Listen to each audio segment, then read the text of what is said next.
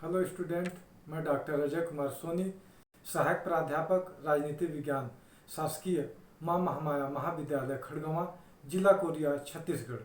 संत गहिरा गुरु विश्वविद्यालय अंबिकापुर, जिला सरगुजा, छत्तीसगढ़ में संचालित एमए राजनीति विज्ञान के द्वितीय सेमेस्टर के 5वें प्रश्न पत्र के इकाई 5 का हम अध्ययन कर रहे हैं। ये मेरा तीसरा वीडियो लेक्चर है। इसके पहले वाले वीडियो लेक्चर में आपने जाना 1857 के विद्रोह का आरंभ और विस्तार के बारे में और 1857 के विद्रोह की असफलता के प्रमुख कारणों के बारे में। आज मैं आपको बताने जा रहा हूं भारतीय राष्ट्रवाद का जन्म। 19वीं शताब्दी के भारतीय इतिहास के सबसे महत्वपूर्ण घटना राष्ट्रीयता की भावना का विकास होना था। इसने भारतीय इतिहास की धारा मोड़ दी और अंततः भारत को अंग्रेजों के चंगुल से मुक्त करवाया। अंग्रेजों के नीतियों ने भारतीयों को यह सोचने पर मजबूर कर दिया कि उनके हितों की रक्षा अंग्रेजी शासन में नहीं हो सकती। ऐसी परिस्थितियों में राष्ट्रीय चेतना एवं राष्ट्रीयता की भावना लोगों के दिलों में घर बनाने लगी। अंग्रेजों के आगमन के पूर्व भारत में राजनीतिक एकता का सर्वथा अभाव था, परंतु अंग्रेजों ने समूचे भारत पर अपना शासन स्थापित कर इसे एक राजनीतिक एवं प्रशासनिक सूत्र में बांध दिया। एकीकरण की प्रक्रिया में रेल, डाक, तार की व्यवस्था ने भी महत्वपूर्ण भूमिका निभाई। इसने देश के लोगों के विचारों के आदान प्रदान का मार्ग सुगम बना दिया। भारत में अंग्रेजी शिक्षा के प्रसार ने भारतीयों की मानसिक जड़ता समाप्त कर उन्हें आधुनिक तर्कसंगत दृष्टिकोण अपनाने का अवसर प्रदान किया। राजनीतिक चेतना का संचार करने में प्रेस और साहित्य का महत्वपूर्ण स्थान रहा है। बंकिम चंद्र चटर्जी, रविंद्रनाथ ठाकुर, भारतेंदु हरिश्चंद्र, विष्णु शास्त्री, सुब्रमण्यम भारती, अल्ताफ हुसैन आदि ने अपनी साहित्यिक रचनाओं से राष्ट्रप्रेम की ज्योति प्रज्वलित की। 19वीं शताब्दी के सामाजिक धार्मिक सुधार आंदोलनों ने भी राष्ट्रीयता की भावना विकसित की। बंगाल, महाराष्ट्र और उत्तरी भारत में इन आंदोलनों का व्यापक प्रभाव पड़ा। ब्रह्म समाज, आर्य समाज, प्रार्थना समाज, रामकृष्ण मिशन, थियोसॉफिकल सोसाइटी इत्यादि ने स्वदेश प्रेम की भावना जागृत की। इन समाज सुधारकों ने अंग्रेजीकरण और ईसाईयत के बढ़ते प्रभाव को कम करने एवं हिंदू धर्म, वेद आदि की महत्ता को पुनः स्थापित करने, भारतीयों में आत्मसम्मान, गौरव एवं राष्ट्रीयता की भावना को विकसित करने में मदद की। अंग्रेज अपनी जाति और वंश को श्रेष्ठ समझते थे। वे भारतीयों को हे और घृणा की दृष्टि से देखते थे। भारतीयों के मुकाबले समान अपराध के लिए भी अंग्रेजों को कम सजा मिलती थी। इस प्रकार भेदभावपूर्ण व्यवहार से भारतीय अंग्रेजों से घृणा करने लगे।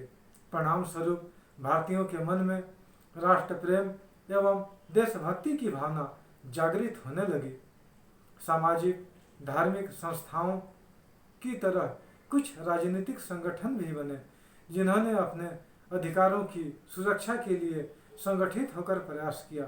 ऐसी संस्थाओं में British Indian association, Madras native association, Bombay association आदि संस्थाएं प्रमुख हैं।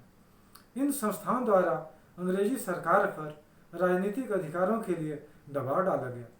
भारतीयों में यह आशा जगी कि संगठित होकर ब्रिटिश सरकार का मुकाबला किया जा सकता है।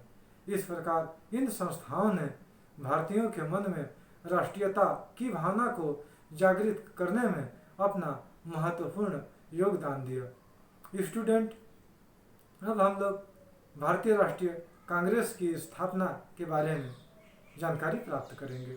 28 दिसंबर 1885 को बम्बई में भारतीय राष्ट्रीय कांग्रेस की स्थापना ए.ओ. ह्यूम नामक अवकाश प्राप्त अंग्रेज अधिकारी के द्वारा किया गया। इसके प्रथम अधिवेशन की अध्यक्षता WC बनर्जी ने की तथा इसमें अनेक प्रतिनिधि सम्मिलित हुए। भारतीय राष्ट्रीय कांग्रेस के उद्देश्य में प्रमुख रूप से देश के विभिन्न भागों के राष्ट्रवादी राजनीतिक कार्यकर्ताओं के बीच मैत्रीपूर्ण संबंध विकसित करना, जाति, धर्म, प्रांत का भेद किए बिना राष्ट्रीय एकता की भावना को विकसित करना तथा मजबूत करना, जनता की प्रमुख मांगों को सरकार के सामने रखना था। कहा जाता है कि भारतीय राष्ट्रीय कांग्रेस की स्थापना के पीछे A.O. ह्यूम का प्रमुख उद्देश्य शिक्षित भारतीयों में बढ़ रहे असंतोष की सुरक्षित निकासी के लिए एक सेफ्टी वाल्व अर्थात सुरक्षा कपाट या सुरक्षा नलिका बनाना था। वे असंतुष्ट राष्ट्रवादी शिक्षित वर्गों तथा असंतुष्ट किसान जनता के आपसी मेल को रोकना चाहते थे।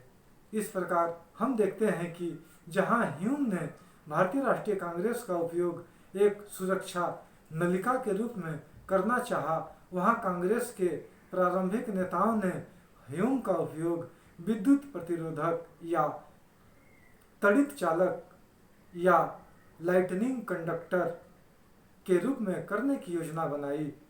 ह्यूम एक उदारवादी अंग्रेज थे और इन्होंने भारतीय राष्ट्रीय कांग्रेस की स्थापना करने में प्रबुद्ध भारतीयों और उदारवादी अंग्रेजों का समर्थन प्राप्त किया था।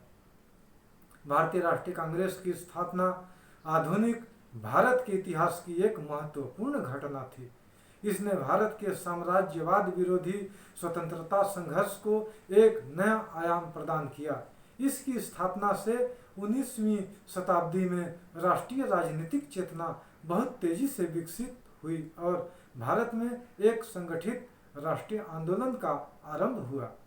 आगे चलकर इसी के नेतृत्व में विदेशी शासन से स्वतंत्रता के लिए भारतीयों ने एक लंबा और साहसपूर्ण संघर्ष चलाया और अंततः 15 अगस्त 1947 को भारत देश ब्रिटिश शासन से स्वतंत्र हो गया। स्टूडेंट, मैं अपने अगले वीडियो में इस इकाई के शेष बिंदुओं को बताऊंगा। आप सभी को धन्यवाद।